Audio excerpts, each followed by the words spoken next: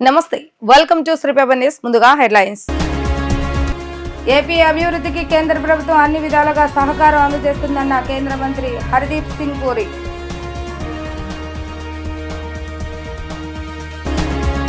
సంస్కృతి ఉట్టిపడేలా లేపాక్షి షోరూంను నిర్మించాలని నిర్ణయించిన ప్రభుత్వం. స్కూల్ ఆఫ్ ప్లానింగ్ అండ్ ఆర్కిటెక్చర్తో ఒప్పందం చేసుకున్న మంత్రి సవిత. ఎమ్మెల్సీ ఆలపాటి రాజేంద్ర ప్రసాద్ విజయాన్ని కాంక్షిస్తూ నున్నలో ఎన్నికల ప్రచారంలో పాల్గొన్న మంత్రి కొల్లు రవీంద్ర. ఎమ్మెల్యే యార్లగడ్డ వెంకట్రావు. ఉపాధ్యాయుల సమస్యల పరిష్కారానికి ఆలపాటి రాజేంద్ర కృషి చేస్తారని హామీ. ఏపీ అభివృద్ధికి కేంద్ర ప్రభుత్వం అన్ని విధాలుగా సహకారం అందజేస్తుందని కేంద్ర పెట్రోలియం సహజ వాయు శాఖ మంత్రి హర్దీప్ సింగ్ పూరి తెలిపారు. ఏపీకి డైనమిక్ సీఎం చంద్రబాబు నాయుడు ఉన్నారని పునరుద్ఘాటించారు. ఆయన దూరదృష్టి ముందు చూపుతో ఏపీని అభివృద్ధి చేస్తున్నారని తెలిపారు. నగరంలో కేంద్ర మంత్రి హర్దీప్ సింగ్ పూరి పర్యటించారు. ఈ సందర్భంగా ఆయన మాట్లాడుతూ ఏపీని అన్ని విధాల అభివృద్ధి చేసేందుకు కేంద్ర ప్రభుత్వం సహకారం అందజేస్తుందని చెప్పారు. ఇరిగేషన్ ప్రాజెక్టులు, రాజధాని పోర్టుల నిర్మాణం కోసం నిధులు కేటాయించిందని గుర్తు చేశారు. ఏపీకి డైనమిక్ సీఎం చంద్రబాబు నాయుడు ఉన్నారని ఉద్ఘాటించారు. ఆయన దూరదృష్టి ముందు చూపుతో ఏపీని అభివృద్ధి చేస్తున్నారని తెలిపారు. ప్రపంచ దేశాలు ఇప్పుడు భారతదేశం వైపు చూస్తున్నాయని అన్నారు. దేశ ప్రజల కోసం పలు సంక్షేమ పథకాలతో పాటు ఉచితంగా బియ్యం ఇస్తున్నామని తెలిపారు. Whatever happened, but today you have a situation where you have a very proactive, dynamic chief minister, and you have support in the center equal. What happened? What 90,000 crore refinery will come up there? When I had the privilege of hosting the Honorable Chief Minister, my residence, along with other political colleagues, etc., your chief secretary then I think mentioned that he says that wherever a refinery comes up, there's a lot of economic growth that takes place. So I asked him, how do you know? He said, my father used to work for IOCL. I know because I'm petroleum and natural gas minister, and I know that wherever refineries are there, it's not the people who work in the refinery, it's not the people who work around the refinery. Hundreds of kilometers around that area in the periphery, hinterland, economic activity goes up. And I'm very happy that in a short period of time, తెలుగుదనం, సంస్కృతి, సాంప్రదాయాలు ఉట్టిపడేలా లేపాక్షి నిర్మాణాలు చేపట్టాలని రాష్ట్ర ప్రభుత్వం నిర్ణయించింది. దీనిలో భాగంగా విజయవాడకు చెందిన school of planning and architecture తో ఏపీ హ్యాండీక్రాఫ్ట్స్ డెవలప్మెంట్ కార్పొరేషన్ ఒప్పందం చేసుకుంది. ఈ మేరకు రాష్ట్ర బీసీ, ఈడబ్ల్యూఎస్ సంక్షేమ, చేనేత మరియు జౌళి శాఖ మంత్రి ఎస్ సవిత సమక్షంలో ఏపీ హ్యాండీక్రాఫ్ట్స్ ఎండీ విశ్వ, ఎస్పీఏవి డైరెక్టర్స్ ఎస్ రమేష్ ఎంఓఈలపై సంతకాలు చేశారు. రాష్ట్రంలో ప్రస్తుతం ఉన్న లేపాక్షి షోరూంలను అభివృద్ధి చేయాలని రాష్ట్ర ప్రభుత్వం నిర్ణయించింది. ఏపీలోని వివిధ ప్రాంతాల సంస్కృతి, సాంప్రదాయాలు ఉట్టుపడేలా ఆకర్షణీయంగా నిర్మాణాలు చేపట్టాలని ప్రభుత్వం భావిస్తోంది. ప్రస్తుతం రాష్ట్రంలో ఉన్న లేపాక్షి షోరూంలకు మరమ్మతులు చేపట్టి ఆకర్షణీయమైన ఆకృతిలో నిర్మాణాలు చేపట్టనున్నారు. షోరూంల బయట, లోపల కూడా మరమ్మతులు చేపట్టనున్నారు. వినియోగదారులను ఆకట్టుకునేలా షోరూంలను రూపొందించడం వల్ల వివిధ కళారూపాల అమ్మకాలు పెరిగే అవకాశం ఉందని అధికారులు భావిస్తున్నారు. అదే సమయంలో ఏపీలోని పలు ప్రాంతాల సాంస్కృతిక వారసత్వాన్ని భావితరాలకు అందించే వీలు కలుగుతుందని అన్నారు. రాష్ట్ర ప్రభుత్వం భావిస్తుందని ఈ సందర్భంగా ఆమె తెలియజేశారు. దీనిలో భాగంగా స్కూల్ ఆఫ్ ప్లానింగ్ అండ్ ఆర్కిటెక్ట్తో ఏపీ హ్యాండీక్రాఫ్ట్ డెవలప్మెంట్ కార్పొరేషన్ ఒప్పందం చేసుకుంది. ఈ మేరకు అమరావతిలోని రాష్ట్ర సచివాలయంలో మంత్రి సవిత సమక్షంలో ఎంఓఈపై ఏపీ హ్యాండీక్రాఫ్ట్ ఎండీ విశ్వ, ఎస్పీఏవి డైరెక్టర్ ఎస్ రమేష్ ఎంఓఈపై సంతకాలు చేశారు.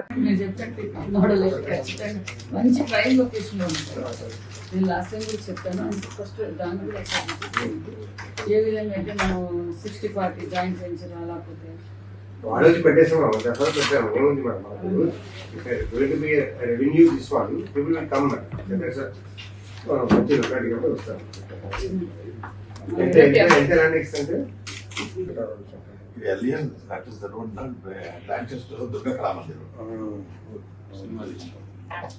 The maximum space that can be utilized out of that piece of parcel of land, we can take out. For parking, we have cellar. Cellar will go only for parking. I'm going to parking cellars. Definitely we take two cellars. So you can propose that also. Sure, sir. So then we can float it and then we can make somebody to come. Madam, Okay. you have to visit to my guest house. Sure, madam. We took their help, madam, when I was in Vizag. We took their help also. So I was BMRDA. Okay. Thank you so much. Thank you. MLC ఎన్నికల్లో కూటమి అభ్యర్థి ఆలపాటి రాజేంద్ర ప్రసాద్ కు భారీ మెజార్టీతో గెలిపించుకోవాలని మంత్రి కొల్లు రవీంద్ర గన్నవరం నియోజకవర్గ MLA AP ప్రభుత్వ విప్ యార్లగడ్డ వెంకట్రావు పిలుపునిచ్చారు. ముఖ్యమంత్రి చంద్రబాబు నాయుడు సహచర మంత్రిగా పనిచేసిన అనుభవం ఆలపాటికి ఉందని, ఆయన ఎమ్మెల్సీ అయితే పట్టభద్రులు ఉపాధ్యాయుల సమస్యల పరిష్కారానికి కృషి చేస్తారని చెప్పారు. దశల వారీగా సూపర్ 6 ను అమలు చేస్తున్నామని, మెగా డిఎస్సీ నిర్వహిస్తామని, జూన్ నాటికి తల్లికి వందనం కూడా అందజేస్తామని స్పష్టం చేశారు. కూటమి ప్రభుత్వంలో రాష్ట్ర ప్రజలకు మంచి జరుగుతుందని మంత్రి వెల్లడించారు. విజయవాడ రూరల్ నున్నా గ్రామంలో శుక్రవారం కూటమి ఎమ్మెల్సీ అభ్యర్థి ఆలపాటి రాజేంద్ర ప్రసాద్ విజయాన్ని కాంక్షిస్తూ ఆత్మీయ సమావేశాన్ని నిర్వహించారు. మంత్రి కొల్లు రవీంద్ర, గన్నవరం నియోజకవర్గ ఎమ్మెల్యే ఏపీ ప్రభుత్వ విప్ యార్లగడ్డ వెంకట్రావు సమావేశంలో పాల్గొన్నారు. ఈ సందర్భంగా కొల్లు రవీంద్ర మాట్లాడుతూ 27న జరగబోయే ఎమ్మెల్సీ ఎన్నికల్లో ఆలపాటి రాజేంద్ర ప్రసాద్ కు భారీ విజయాన్ని ఇవ్వాలని పిలుపునిచ్చారు. గన్నవరం చరిత్రలోనే ఎప్పటికీ రాని మెజార్టీతో శాసనసభ్యుడిగా యార్లగడ్డ వెంకట్రావు గెలిచారని, గన్నవరం అభివృద్ధి కోసం కృషి చేసే ఇలాంటి శాసనసభ్యుడు గన్నవరం ప్రజలకు దొరకటం అదృష్టమని అన్నారు. గత వైసీపీ పాలనలో ఎన్నో దుర్మార్గాలు జరిగాయని, ప్రజలు జగన్ ప్రతిపక్ష హోదా కూడా ఇవ్వలేదని ఎద్దేవా చేశారు. జగన్ ఇప్పుడు కేవలం ఒక ఎమ్మెల్యే మాత్రమేనని వ్యాఖ్యానించారు. వైసీపీ 5 ఏళ్ల పాలనలో రాష్ట్రాన్ని సర్వనాశనం చేశారని మండిపడ్డారు. అవినీతికి పాల్పడిన ఏ వైసీపీ నాయకుడిని వదిలే ప్రసక్తే లేదని స్పష్టం చేశారు. బియ్యం దొంగ పేర్ని నాని పేదలకు దక్కాల్సిన బియ్యాన్ని దోచుకున్నారని ఆరోపించారు. అనంతరం ప్రభుత్వ విప్ ఎమ్మెల్యే యార్లగడ్డ వెంకట్రావు మాట్లాడుతూ ఫిబ్రవరి 27న జరిగే పట్టభద్రుల ఎమ్మెల్సీ ఎన్నికల్లో ఆలపాటి రాజేంద్ర ప్రసాద్కు మొదటి ప్రాధాన్యత వేసి అఖండ మెజార్టీతో గెలిపించాలని పిలుపునిచ్చారు. నియోజకవర్గ ప్రజలు తనకు అత్యధిక మెజార్టీ ఇచ్చి గెలిపించాలని, అలాగే ఎమ్మెల్సీ ఎన్నికల్లో ఆలపాటి రాజేంద్ర ప్రసాద్ను అత్యధిక మెజార్టీతో గెలిపించాలని పిలుపునిచ్చారు. కూటమి నేతలు కలిసికట్టుగా పనిచేసి ఎమ్మెల్సీ ఎన్నికల్లో అఖండ మెజార్టీని అందజేయాలని పిలుపునిచ్చారు. ఈ ఎన్నిక గురించి ఒకసారి అందరితో కూడా కలిసి మనం అందరం కూడా మొన్న ఎన్నికల్లో ఏ రకంగా అయితే అందరం కూడా కష్టపడి పార్టీ నిర్ణయానికి కట్టుబడి, పార్టీలు ఉన్నటువంటి ఈ 3 పార్టీలు నిర్ణయానికి కూడా కట్టుబడి అందరూ కూడా కష్టపడి జిల్లాల్లో కన్నీ విని ఎరుగని మెజార్టీలు ఇచ్చుకున్నాం. ముఖ్యంగా కృష్ణా జిల్లా చరిత్రలో మరి ఈరోజు వచ్చినటువంటి మెజార్టీలు, ముఖ్యంగా గన్నవరంలో వెంకట్రావు గారు మరి ఇక్కడ పోటీ చేయడానికి వారు రావడం, వారు తక్కువ టైంలోనే మీ అందరూ కూడా సొంత కుటుంబ సభ్యులాగా ఆయన మీద వేసుకుని 50,000 దగ్గర మెజార్టీతో గెలిపించారంటే మనస్ఫూర్తిగా మీ అందరూ కూడా అభినందనలు తెలియజేస్తాను. మరి అదే రకంగా నేను అనుకున్నా, ఎందుకంటే ఆయన ఎన్ఆర్ఐగా ఉన్నారు, మరి చాలా బిజీగా ఉంటారు. కాన్స్టిట్యున్సీలో మరి గతంలో ఉన్న వీకెండ్ లేకపోతే మంత్లీ ఒకసారి వచ్చేటటువంటి శాసనసభ్యులు ఆయన కూడా వీకెండ్కి వస్తారో అనుకున్నా. కానీ ఎప్పుడు చూసినా గన్నవరం అర్ధరాత్రి 12ంటికి ఫోన్ చేసిన గన్నవరంలో తిరుగుతూ ఉన్నారంటే అటువంటి శాసనసభ్యుడు మీరు దొరకడం మీ అందరి యొక్క అదృష్టాన్ని కూడా ఈ సందర్భంగా తెలియజేస్తాను. మరి అదే కాకుండా వారు చేస్తున్నటువంటి తపన, నేను అంత సబ్జెక్ట్ ఉంటుందని నేను అనుకోలే. కృష్ణా జిల్లాలో ఆయన బ్యాంక్ అధ్యక్షుడు చేసి మన నాయకుల చరిత్ర చెప్తా ఉంటే నాకే కొన్ని తెలియదు, నేను కూడా అంటే నాకు కూడా తక్కువే, ఇంకా సీనియర్స్ కూడా తెలిసి ఉండకపోవచ్చు. వాళ్ళందరి పేర్లు చెప్తా ఉంటే ఇంత నాలెడ్జ్ మీకు ఎక్కడుంది, మీరేమో ఎన్ఆర్ఐ అంటారు, ఇంత నాలెడ్జ్ ఎక్కడుందని చెప్పి నేను అడుగుతుంటే మొన్నాక వ్యాసం రాస్తారు ఆయన. ఎందుకంటే ఆంధ్రజ్యోతిలో మీరు చూస్తూ ఉన్నట్టు ఒక కాలం వస్తుంది, ఆ కాలంలో రిజిస్ట్రేషన్స్ మీద ఎంత నష్టపోతా ఉన్నాం, ప్రభుత్వం ఎంత నష్టపోతుందని చెప్పి ఆయన దాంట్లో విశ్లేషణ చాలా క్లియర్గా ఇచ్చారు. అంటే అంత సబ్జెక్ట్ ఉన్నటువంటి వ్యక్తి వెంకట్రావు గారు అని చెప్పి సందర్భంగా తెలియజేస్తాను. ఎందుకంటే అలాంటి వ్యక్తులు ఉండాలి శాసనసభలో కానీ శాసనమండలి సభలో కానీ చట్టాలు చేసేటటువంటి నాయకత్వం అలాంటి మేధావులకు ఉండాల్సినటువంటి చట్టసభలై దాని గౌరవాన్ని నిలబెట్టాల్సినటువంటి అవసరం ఉంది. పుచ్చలపల్లి సుందరయ్య గారు కానీ అదేవిధంగా అనేక మంది మేధావులు, స్వతంత్ర సమరయోధులు, గౌతు లచ్చన్న గారు, ఇలాంటి వాళ్ళు ఆ సభల్లో చేసినటువంటి చర్చలు, చేసినటువంటి ప్రసంగాలు ఇప్పటికీ కూడా రికార్డ్స్ తీస్తే కనబడుతుంది. కానీ లాస్ట్ 5 years మనం చూసాం, ఏ రికార్డు చూసినా బూతులు పురాణమే, ఎవరు మాట అన్నా బూతులే. ఆడు బూతు మాట్లాడితే వాడిని తీసుకెళ్లి మంత్రి పదేస్తారు. అట్లా చట్టసభల్ని అపహాస్యం చేశారు. శాసనమండలి చూసాం మనం, షరీఫ్ గారు నిజంగా ఆయన ముస్లిం సోదరులు అందరూ కూడా 5 పూటలు నమాజ్ చేస్తారు, కానీ ఆయన 8 పూటలు నమాజ్ చేస్తారు. అంత భక్తి ఉన్నటువంటి వ్యక్తి.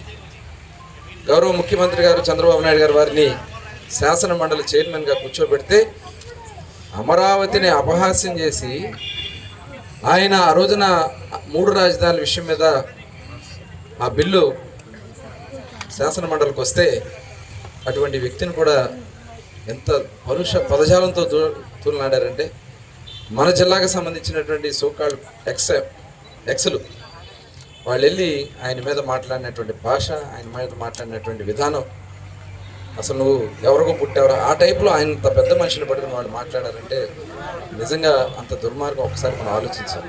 తెలుగుదేశం పార్టీ స్థాపించిన తర్వాత అత్యధిక మెజారిటీ వచ్చింది మొన్న సార్వత్రిక ఎన్నికల్లో.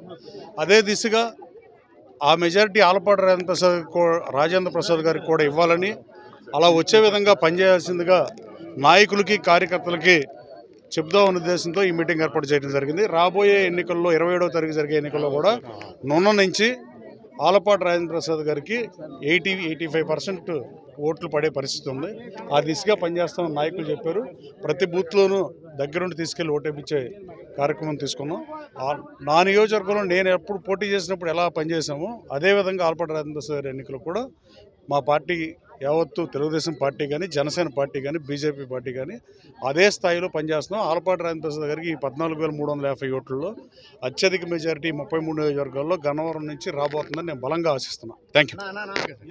ఆలపాటి రాజేంద్ర ప్రసాద్ అనుభవం, వ్యక్తిత్వంతో ఉపాధ్యాయ వర్గానికి మంచి జరుగుతుందని సెంట్రల్ నియోజకవర్గ శాసనసభ్యులు బొండా ఉమామహేశ్వరరావు తెలిపారు. ఆలపాటి అన్ని వేళలా ప్రజల కోసం అందుబాటులో ఉండే వ్యక్తిని అన్నారు. ఉపాధ్యాయులంతా ఆలపాటికి ప్రథమ ప్రాధాన్యత ఓటు వేసి ఘన విజయం చేకూర్చాలని విజ్ఞప్తి చేశారు. సెంట్రల్ నియోజకవర్గం 33వ డివిజన్ సత్యనారాయణపురంలోని ఏకేటీపీఎం స్కూల్లో ఎమ్మెల్సీ ఎన్నికల ప్రచారాన్ని నిర్వహించారు. ఈ ప్రచారంలో తెలుగుదేశం పార్టీ నాయకులు గార్లపాటి విజయ్ కుమార్, నాలం కోటేశ్వరరావు, చామతి రవిబాబు, పొట్లూరి కృష్ణప్రసాద్, ఎస్టీయూ నాయకులు మస్తాన్ తదితరులు వెంటరాగా స్కూల్ ప్రధానోపాధ్యాయులు శ్రీనివాస్, శాసనసభ్యులు బోండా ఉమామహేశ్వరరావుకు ఉపాధ్యాయులను పరిచయం చేశారు. బోండా ఉమా ఉపాధ్యాయులకు తానే స్వయంగా కరపత్రాలను పంచి ప్రతి ఒక్కరితో స్వయంగా మాట్లాడి ఓట్లను అభ్యర్థించారు. ఈ సందర్భంగా బోండా ఉమామహేశ్వరరావు ఉపాధ్యాయులను ఉద్దేశించి మాట్లాడుతూ ఉపాధ్యాయులకు ప్రభుత్వ పరంగా అందాల్సిన అభివృద్ధి, సంక్షేమాన్ని అందజేయడంలో ఆలపాటి రాజేంద్ర ప్రసాద్ కృషి చేయగలరన్నారు. కూటమి అభ్యర్థి రాజేంద్ర ప్రసాద్ పనితీరు, వ్యక్తిత్వం గురించి ఉపాధ్యాయులకు వివరించారు.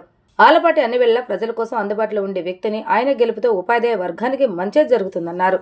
సెంట్రల్ నియోజకవర్గంలో దాదాపు 17,800 ఓట్లు ఉన్నాయని, ప్రతి ఒక్క ఓటు ప్రథమ ప్రాధాన్యత ఓటుగా ఆలపాటికి వేసి ఘన విజయం చేకూర్చాలని కోరారు. ఈరోజు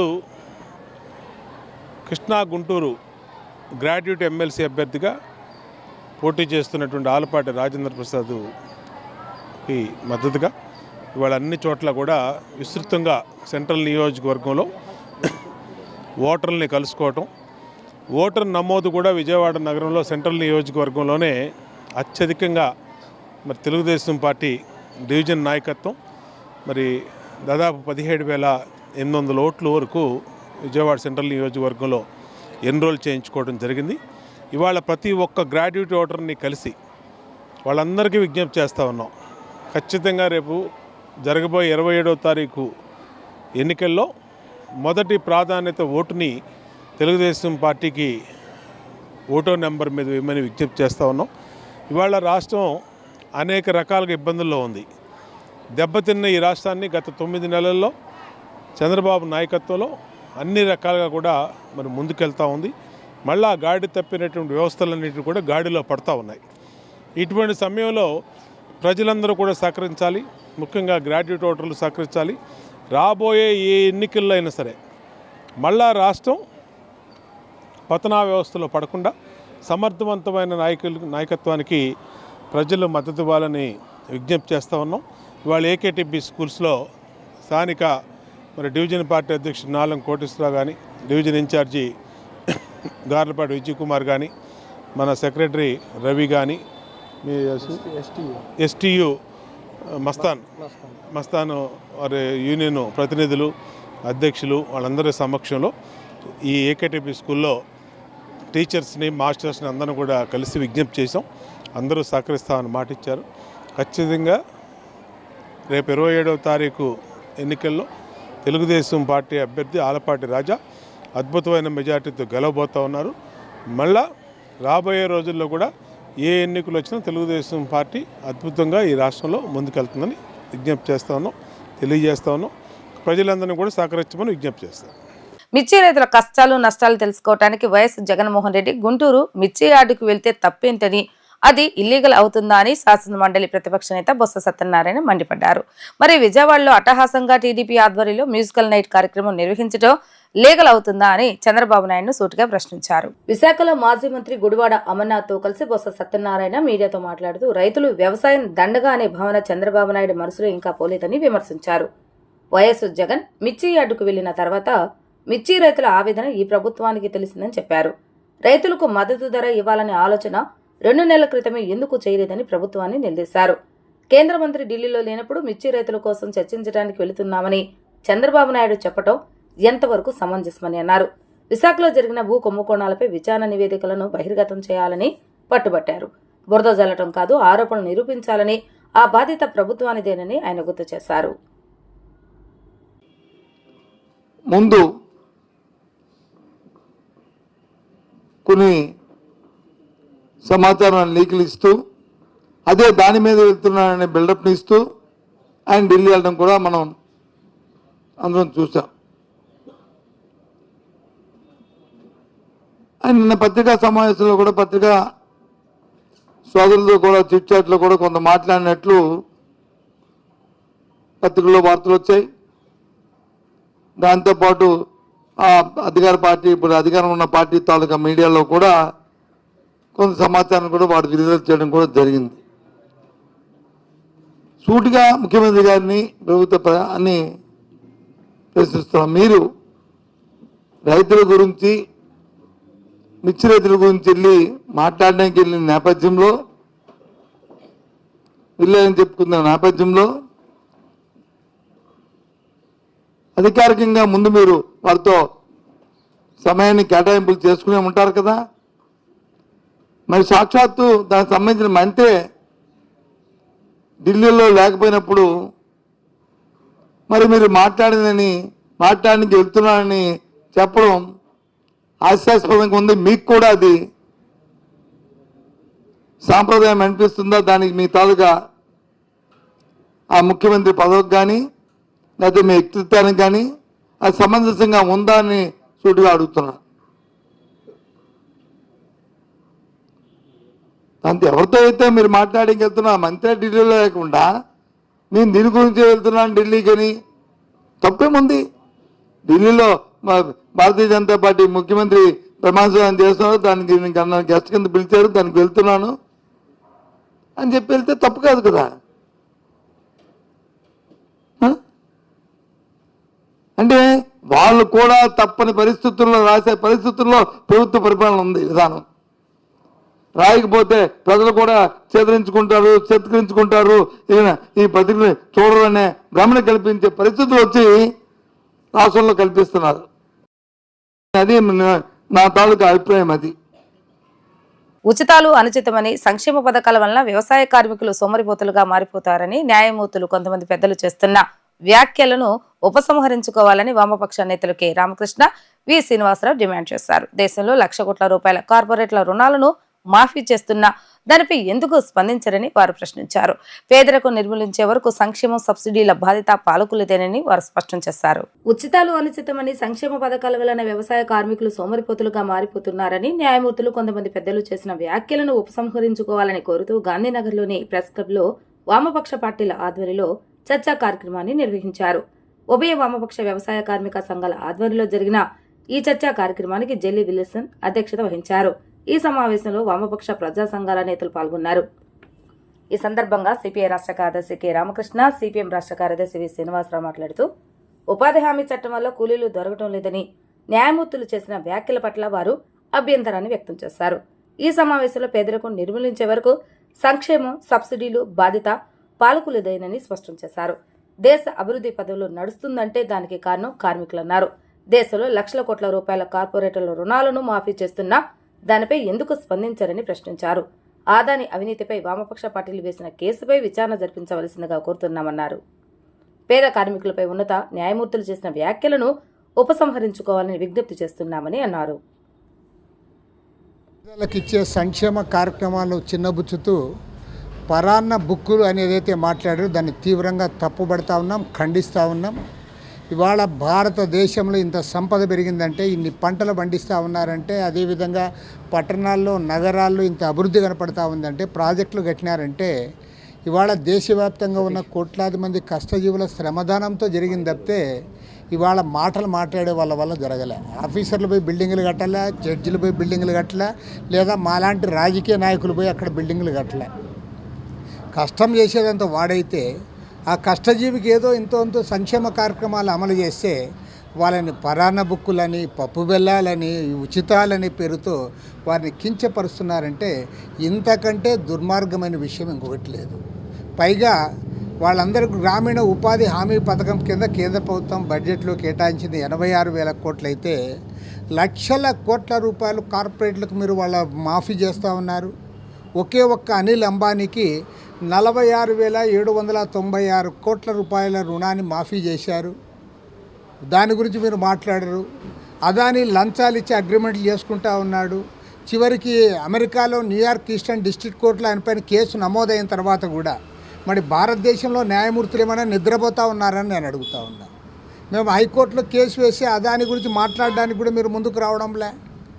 ఇవాళ అమెరికా కోర్టులో కేసు నమోదైన తర్వాత కూడా భారతదేశంలో న్యాయ వ్యవస్థ, పాలనా వ్యవస్థ, కేంద్రంలో అధికారంలో ఉన్న నరేంద్ర మోడీ కళ్ళు మూసుకొని గుడ్డిగా అతన్ని మలపరుస్తూ ఉన్నారు తప్పితే ఊడిగం చేస్తూ ఉన్నారు తప్ప మీరు ఏనాడు కూడా మాట్లాడరు.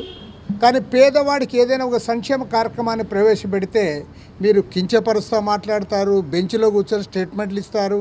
కాబట్టి నేను ఇవాళ సుప్రీంకోర్టు న్యాయమూర్తులకు, హైకోర్టు న్యాయమూర్తులకు అందరికి కూడా నేను విజ్ఞప్తి చేస్తూ ఉన్నా. ఇవాళ భారతదేశంలో ఉన్న కోట్లాది సంపదనంతా కార్పొరేట్లకు దోచిపెడతా ఉన్నారు, వాళ్ళ ఆస్తులు పెంచి పోషిస్తూ ఉన్నారు. దానిపైన మీరు విచారణ జరపమని కోరుతా ఉన్నా. పైగా 2,100 కోట్ల రూపాయల అదాని 4 రాష్ట్రాల్లో లంచాలు ఇచ్చాడు, లంచాలు ఇచ్చి సెక్యూతో అగ్రిమెంట్ చేసుకున్నాడని చెప్పారు. దానిపైన మేము హైకోర్టులో కేసు వేశాము. దానిపైన విచారణ చేయమని కోరుతా ఉన్నాం. ఏది ఏమైనా సరే సుప్రీంకోర్టు వారు హుందాగా ఈ వ్యాఖ్యలను ఉపసంహరించుకోవాలని వామపక్ష పార్టీల తరఫున, సిపిఐ తరఫున డిమాండ్ చేస్తాము.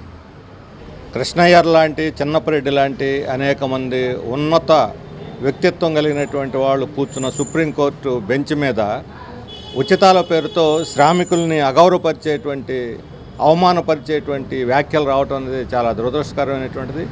సుప్రీంకోర్టు యొక్క మౌలిక స్వభావంలోనే రాజ్యాంగ మౌలిక సూత్రాల నుంచి వైదొలుగుతున్నదా ఇదేమన్నా అని ఒక అనుమానం వచ్చేదానికి సుప్రీంకోర్టు వ్యాఖ్యలు దారితీస్తూ ఉన్నాయి. ఇవి ఉచిత పథకాలు కాదు, నిజానికి ఉత్పత్తి పథకాలు. ఈరోజు కోట్లాది మంది శ్రామికులు అత్యంత దారుణమైన వేతనాలు ఇస్తుంటే కనీస వేతనాలు కూడా అమలు చేయకపోతే సుప్రీంకోర్టు మాట్లాడటం లేదు. 7,000 నుంచి 12,000 ఈరోజు కనీస వేతనాలు ఉన్నాయంటే ఎలా బతుకుతారు? అందుకని అలాంటి వాళ్ళు పెట్టుబడిదారుల దగ్గర పనిచేయాలి తక్కువ వేతనాల కంటే. వాళ్ళకి బియ్యం ఇవ్వాలి, వాళ్ళకి స్కాలర్షిప్లు ఇవ్వాలి, నగదు బదిలీ పథకాలు ఇవన్నీ వాళ్ళు ఇస్తుంది. ఈ కార్పొరేట్ కంపెనీల లాభాలకు గండి పడకుండా దాన్ని ప్రభుత్వ బడ్జెట్లో నుంచి పూడుస్తున్నారు. మీరు 26,000 కనీస వేతనం ఎటువంటి రాజీ లేకుండా అమలు చేయండి, ఎవరైనా మిమ్మల్ని అడుగుతారేమో.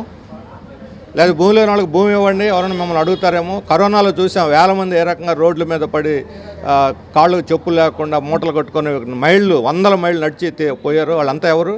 సోమవారంలో అయితే ప్రజలు ఈ ఉచిత పథకాలు తీసుకునే వాళ్ళు ఆహార ఉత్పత్తి ఎలా జరుగుతున్నది, పారిశ్రామిక ఉత్పత్తి ఎలా జరుగుతుంది, మీరు సంకలు గుద్దుకునే జీడిపి ఎలా జరుగుతుంది, ఎంత తాతా బిర్లాలు, అంబానీ, అదానీలు చేస్తున్నారు, ఉత్పత్తి అంతా శ్రామికులు చేస్తున్నారు. ఎస్బీ కాలనీలో గల డ్రైనేజ్ పంపింగ్ స్టేషన్ త్వరగా అందుబాటులోకి తీసుకురావాలని నగరపాలక సంస్థ కమిషనర్ ధ్యాన్ చంద్ర అన్నారు. తన పర్యటనలో భాగంగా Iron Yard, New Bhagat Singh Nagar, Brahmayya Street ప్రాంతాలను పర్యటించి క్షేత్రస్థాయిలో పరిశీలించారు. ఈ సందర్భంగా కమిషనర్ మాట్లాడుతూ హెచ్బీ కాలనీలో గల డ్రైనేజ్ పంపింగ్ స్టేషన్ సత్వరమే మరమ్మతులు చేయించి త్వరగా అందుబాటులోకి తీసుకురావాలని అధికారులను ఆదేశించారు. నిత్యం సైడ్ డ్రైవ్లను పరిశుభ్రపరుస్తూ ఉండాలని, ఖాళీ స్థలాల్లో ఎటువంటి వ్యర్థాలు, నీటి నిల్వలు ఉండరాదని, పాడైపోయిన కలవట్లకు మరమ్మతులు చేయించాలని అధికారులను ఆదేశించారు. రాష్ట్ర వ్యాప్తంగా పశు వైద్యను అభ్యసిస్తున్న విద్యార్థులకు గౌరవ వేతనాన్ని 7,000 నుంచి 25,000కు పెంచాలని ఏఐఎస్ఎఫ్ రాష్ట్ర ఉపాధ్యక్షులు ఎం సాయి కుమార్, పశు వైద్య విద్యార్థులు వై పునీత్, ఎన్ ఇమాన్యుల్ కోరారు. 2013 నుండి ఇదే మొత్తాన్ని వారికి చెల్లిస్తున్నారని, పెరుగుతున్న ధరలకు అనుగుణంగా దీన్ని పెంచాలని గత 18 రోజులుగా ఆందోళన చేస్తున్న ప్రభుత్వం పట్టించుకోవడం లేదన్నారు. విధి నిర్వహణలో రాష్ట్ర వ్యాప్తంగా అనేక ప్రాంతాలకు వెళ్లాల్సిన రావడంతో ఛార్జీలు కూడా గౌరవ వేతనం సరిపోవటం లేదన్నారు. వైద్య వృత్తి చేస్తున్న వారిలో అసమానతలు చూపకుండా సమానంగా చూసి సమాన పనికి సమాన వేతనం చెల్లించాలని వారు డిమాండ్ చేశారు. పశు వైద్య విద్యార్థులు రిజిస్ట్రేషన్ ఫీజును 30,000 నుంచి 50,000కు పెంచారు, కానీ గౌరవ వేతనం మాత్రం పెంచలేదని వారు ఆవేదన వ్యక్తం చేశారు.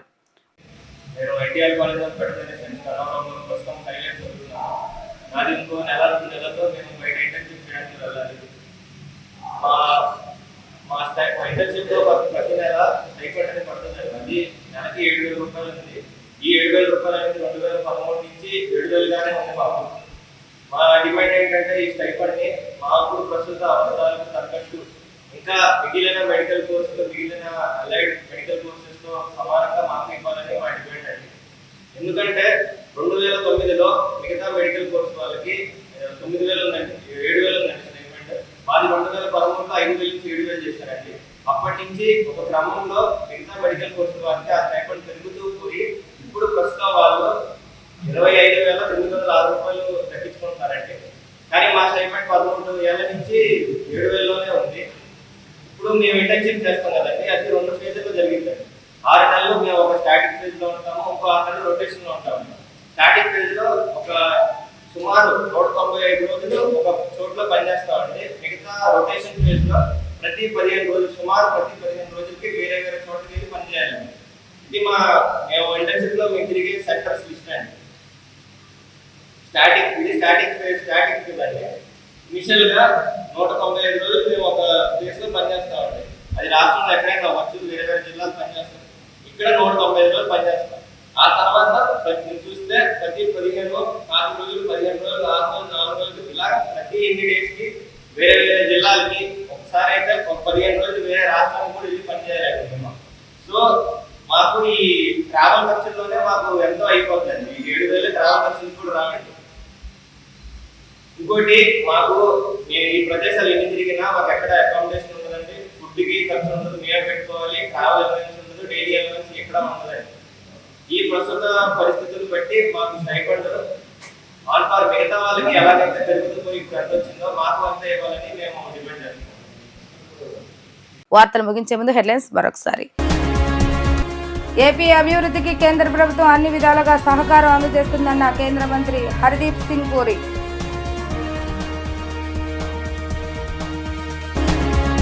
సంస్కృతి ఉట్టిపడేలా లేపాక్షి షోరూంను నిర్మించాలని నిర్ణయించిన ప్రభుత్వం. స్కూల్ ఆఫ్ ప్లానింగ్ అండ్ ఆర్కిటెక్చర్తో ఒప్పందం చేసుకున్న మంత్రి సవిత.